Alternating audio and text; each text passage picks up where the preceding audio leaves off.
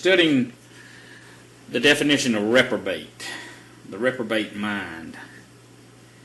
And as we look and as we realize, if we'll go, as a matter of fact, let's just go there right now. Let me click on it, okay? Let me click on reprobate mind. Let's do studying the definition of reprobate, the reprobate mind.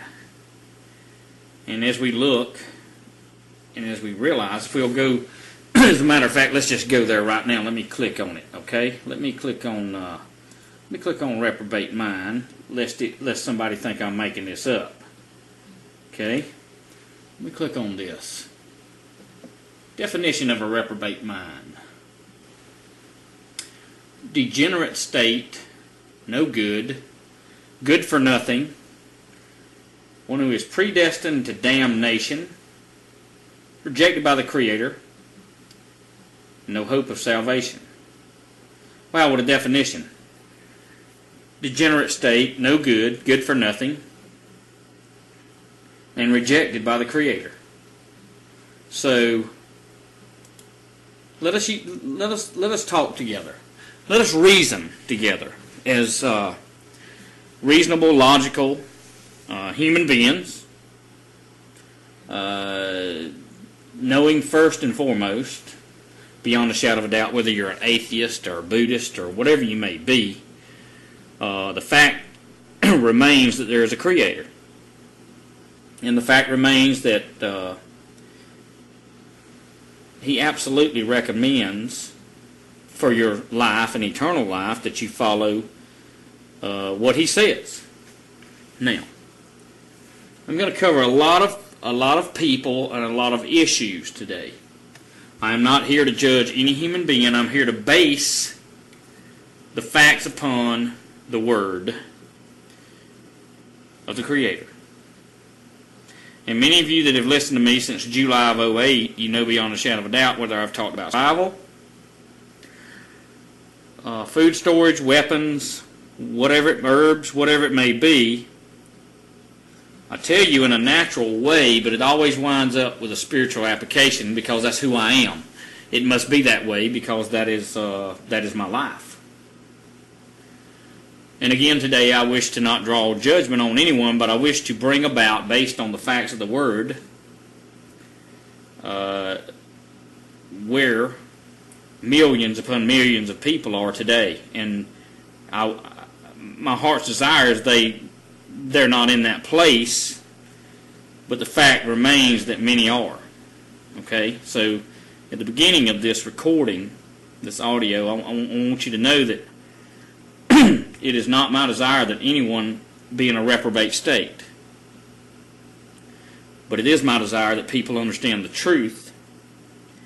And when I say the truth, I mean from the Word, the truth. And see, there's two categories of people that are out there today.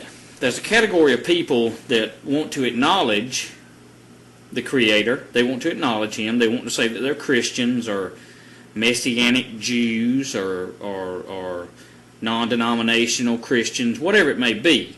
That is a group of people that they know the Creator. They know Yahweh. They know Yeshua. But yet at the same time, as they go to their Sunday services or Sabbath services, they don't want to retain Him in their actions. Okay? They want to go there to look good. They want to go there to be entertained by each other, and they want to feel good about themselves because they took out of their day, whatever day that may be, Saturday or Sunday, and they dress the kids, and they put on their nice dress, and they put on their Mary Kay makeup and their high heels. The guy puts on his three-piece suit. They jump in the vehicle. They run down to the local synagogue or local church. They come in the door, and if they have time, they eat coffee and donuts. They sit down. They listen to somebody that is elevated above them, generally, and they never check it for themselves to see if the guy is telling the truth. And so they get through with the entertainment, and then they go out and they eat, and they have a waitress wait on them, and the list goes on and on and on. That's one category of people. Another category of people is those that They know beyond a shadow of a doubt that Yahweh exists, the Creator exists.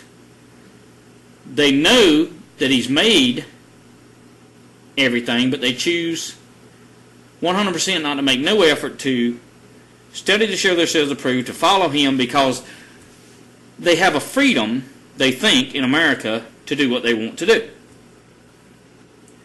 And so you have that category. And branched off from that category is a group of people that believe that they are small g gods. Now, in all three of these categories, there are millions of people that have been turned over to a reprobate mind.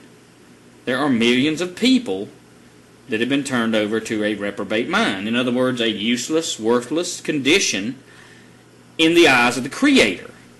Okay? Again, I reiterate, I'm not judging anyone. I'm bringing forth the facts here. Okay? Because, see, the thing about it is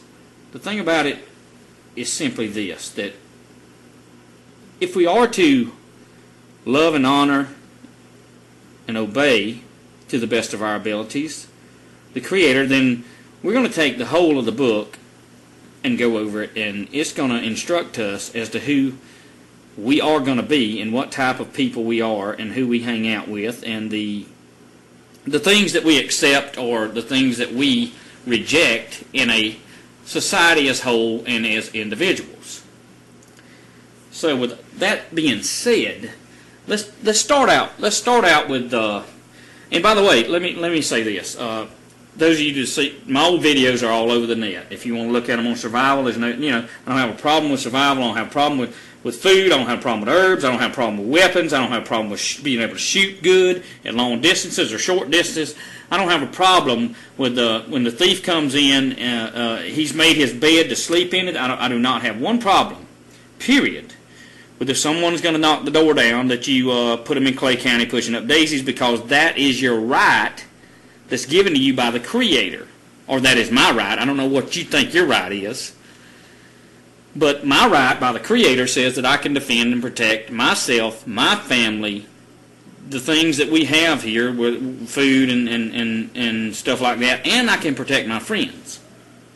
That is a given right by the Creator. See, in these things, that as I do this audio, this recording, this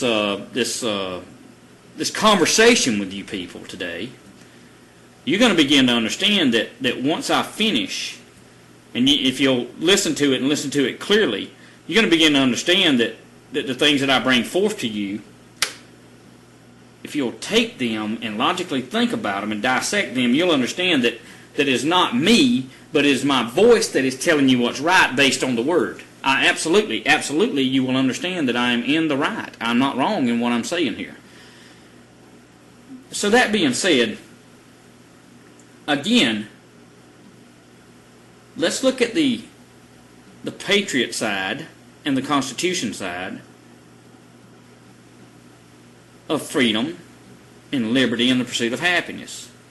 Let's look at it for a minute, because I myself used to be one of the most proponent or dogmatic people in terms of patriotism and getting back to the Constitution. But I'm glad the Creator brought me from that level to the level I'm with Him today, knowing and understanding that beyond a shadow of a doubt that it's a whole lot more than patriotism, because patriotism in and of itself is idolatrous worship. And those of you that are true patriots, I used to be there where you're at. I ask you not to get upset with me, but if you do, then I'm not really going to worry about it, because I have got to bring forth the truth as a watchman on the wall.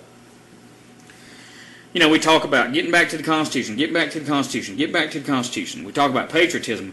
I've heard Sean Hannity talking about he's a Christian and he's a constitutionalist, and he promotes all this different constitutional stuff. Well, you see, the thing about it is, what you have to understand is the word Christian in and of itself is a slang word, and the word Constitution is a slang word. It's actually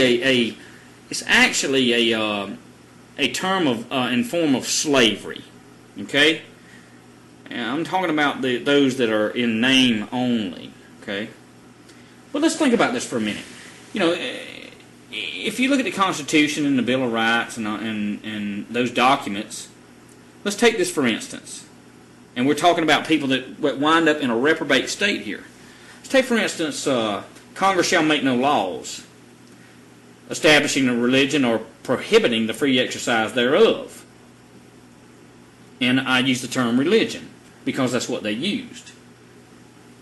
See, and you hear all these patriots, and Christian and non-Christian alike, they say, well, this is great, this is marvelous, this is brilliant, and especially the modern-day Christians, they say, you know, that our founding fathers were believers in God.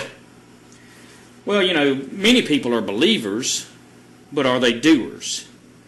That's what brings me to the question today that has to be answered to the American people. You see, being hearers of the Word is not good enough, but being doers of it brings you to a state of obedience and to a state that you're accepted in the eyes of the Creator. You see, they think that it was good that the government could not establish any type or form of religion, so that therefore they could have their freedom to worship God, the Creator, without any harm or repercussions. But if you really think about the First Amendment, what you see here is what they have done is they have established the freedom to practice idolatry, not the freedom to worship the Creator, not the freedom to obey the Torah and the Gospels and to follow after Him, but they established freedom to worship and practice idolatry. See, in other words, America's law body actually is preventing